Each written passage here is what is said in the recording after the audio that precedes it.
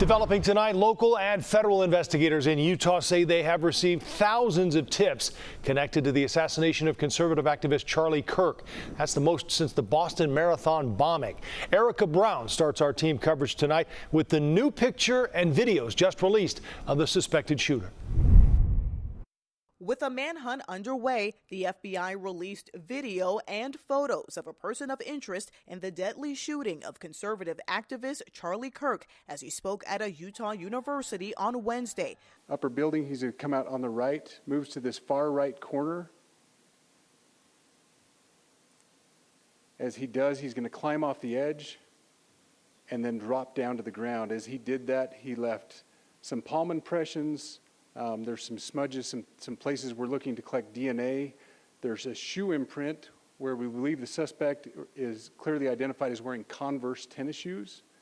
Investigators found clues including a high-powered hunting rifle in a wooded area along the path the shooter fled. A $100,000 reward is being offered for information leading to an arrest. Kirk's body was flown on Air Force Two, the vice president's plane, from Utah to Arizona, where he lived with his family. As President Trump departed for New York to attend a Yankees game Thursday night, he spoke about the search for the shooter. He's an animal, total animal, and hopefully they'll have him and they'll get him. What he did is disgraceful. Charlie Kirk was a great person, a great man, great in every way, especially with youth. And what he did, what this man did, was disgraceful. So hopefully we'll have him and we will deal with him very appropriately. The president also said he spoke with Kirk's wife. We had a long talk and she's devastated. She is absolutely devastated, as you can imagine. Trump says he plans to award Kirk a posthumous Presidential Medal of Freedom. Now, Turning Point USA, the organization co-founded by Charlie Kirk, said in a statement today that Kirk believed in the power of argument and debate, and President Trump has ordered flags be flown at half-staff through Sunday as tribute. Reporting from the White House, Erica Brown, CBS News, Chicago. Kirk's murder is just the latest act of growing political violence in this country. 2 Minnesota lawmakers were shot in June. In April, an arsonist attacked the Pennsylvania governor's mansion. Last year saw 2 attempts on President Trump's life. In 2022, a man attacked Nancy Pelosi's husband. And in 2020, men plotted to kidnap Michigan's governor. Politicians on both sides were quick to condemn this latest tragedy. And one University of Chicago expert tells us that messaging matters.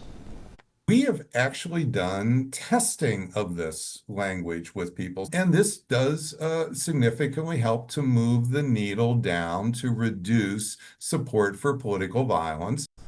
The professor says support for political violence on both the left and the right seems to have doubled in the past year, but 70% of Americans still reject such attacks. Vigils across the Chicago area tonight condemned Kirk's killing and political violence, promoting the message, "We are all one."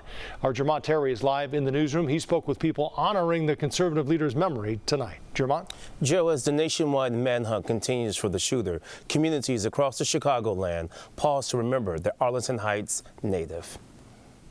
Everybody have a flag? A patriotic group came out in Mount Greenwood. Always fly the flag.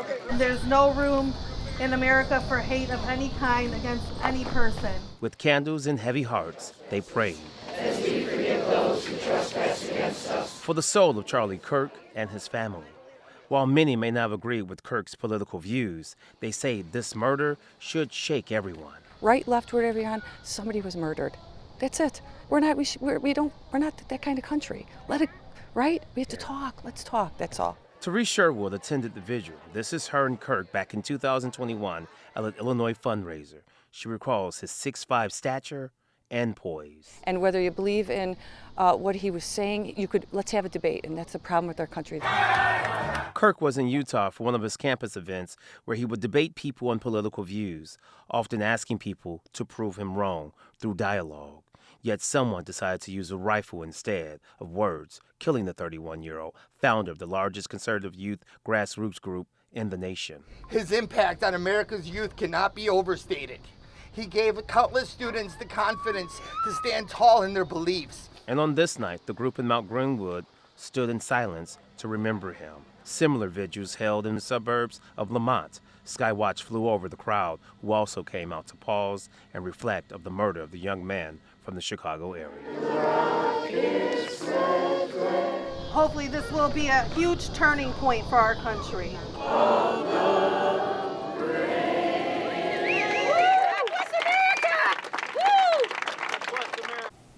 Now, just under 100 people attended the vigil in Mount Greenwood. Kirk's funeral is planned for next weekend in Arizona. President Trump says since he was asked to attend, he says he believes he has an obligation to do so. In the newsroom tonight, Jermont Terry, CBS News, Chicago. Joe? Jermont, thank you.